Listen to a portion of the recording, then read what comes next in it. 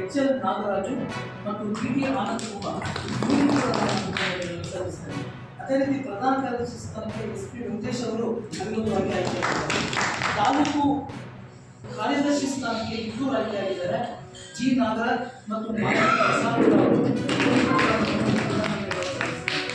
ತಾಲೂಕು ಖಜಾಂಚಿ ಸ್ಥಾನಕ್ಕೆ ಮುರಳಿ ಮೋಹನ್ ಅವರು ಆಯ್ಕೆಯಾಗಿದ್ದಾರೆ. ಇನ್ನು ಕಾರ್ಯಕಾರಿ ಸಮಿತಿಯ 8 ಸ್ಥಾನಗಳಿಗೆ ಪಿ.ಎಸ್. ಮುರಳಿ, ಪಾಸ್ Satish, P N. Umesh, Santosh Sachin, Vishnu Kumar, S G. Nagaraju, R. Kumaresan, P S. Narayanachar ಇವರಿಗೂ ಕೂಡ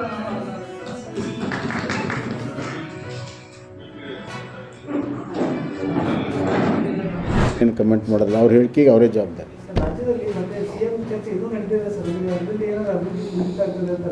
ಖಂಡಿತ ಈಗಾಗಲೇ ನೋಡ್ರಿ, ಕಾಂಗ್ರೆಸ್ ಶಾಸಕರೇ ಹೇಳ್ತಾ ಇದ್ದಾರೆ ಅಭಿವೃದ್ಧಿ ಆಗ್ತಾ ಇಲ್ಲ, ಫಂಡ್ ಬರ್ತಾ ಇಲ್ಲ ಅಂತ ಒಂದು ಕಡೆ ಹೇಳ್ತಾ ಇದ್ದಾರೆ. ಇನ್ನೊಂದು ಕಡೆ ಈಗಾಗಲೇ ನಿನ್ನೆ ನೋಡ್ರಿ, ಅವರು KPCC ವೈಸ್ ಪ್ರೆಸಿಡೆಂಟ್ ಪತ್ರ ಬರೆದಾರೆ, ಇದು ದುಷ್ಪರಿಣಾಮ ಆಗುತ್ತೆ ರಾಜ್ಯದ ಮೇಲೆ ಅಂತ. ಪರಮೇಶ್ವರ್ ಹೇಳಿದ್ದಾರೆ ಅಧಿಕಾರಿಗಳಿಗೆ ಭಾಳ ರಾಂಗ್ ಸಂದೇಶ ಹೋಗ್ತಾ ಇದೆ ಅಂತ. ಸಹಜವಾಗಿ ಯಾವ ಸರ್ಕಾರ ಸ್ಥಿರವಾಗಿರೋದಿಲ್ವೋ ಆ ಸರ್ಕಾರದಿಂದ ಕೆಲಸ ಮಾಡೋಕ್ಕೆ ಸಾಧ್ಯನೇ ಇಲ್ಲ. ಅದು ಅಧಿಕಾರಿಗಳು ಇದರ ಲಾಭವನ್ನು ದುರ್ಲಾಭವನ್ನು ಎರಡು ತೊಗೊಳ್ತಾರೆ.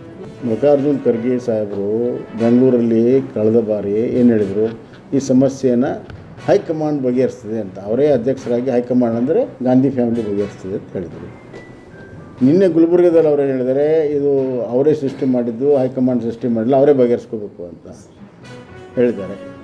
ಅಂದರೆ ಈಗ ಹೈಕಮಾಂಡಾಗಿ ಉಳಿದಿಲ್ಲ, ಬರೀ ಹೈ ಇದೆ, ಕಮಾಂಡ್ ಇಲ್ಲ. ಅಲ್ಲಿ ಹೈಕಮಾಂಡ್ದಲ್ಲಿ ಗೊಂದಲ ಇದೆ, ಹೈಕಮಾಂಡ್ದಲ್ಲಿ 2 ಭಾಗ ಆಗಿದೆ. ಇವತ್ತು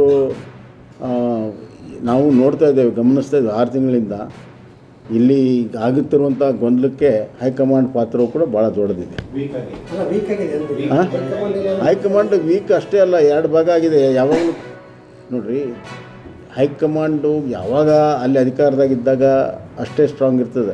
ಈಗ ಕರ್ನಾಟಕ ಕಾಂಗ್ರೆಸ್ಸಿನ ನಾಯಕರು ಭಾಳ ಪರಿಣಿತ ನಾಯಕರು ಇದ್ದಾರೆ. ಎಲ್ಲ ಇಲ್ಲಿಂದನೇ ATM ಆಗಿ ಇಲ್ಲಿಂದನೇ ಹೋಗುವಾಗ ಅವ್ರ ಮಾತು ಇವರೇ ಕೇಳ್ತಾರೆ. ಖಂಡಿತವಾಗೂ ಸಂಪೂರ್ಣವಾಗಿ ನಿಂತೋಗಿದೆ, ಕುಂಠಿತ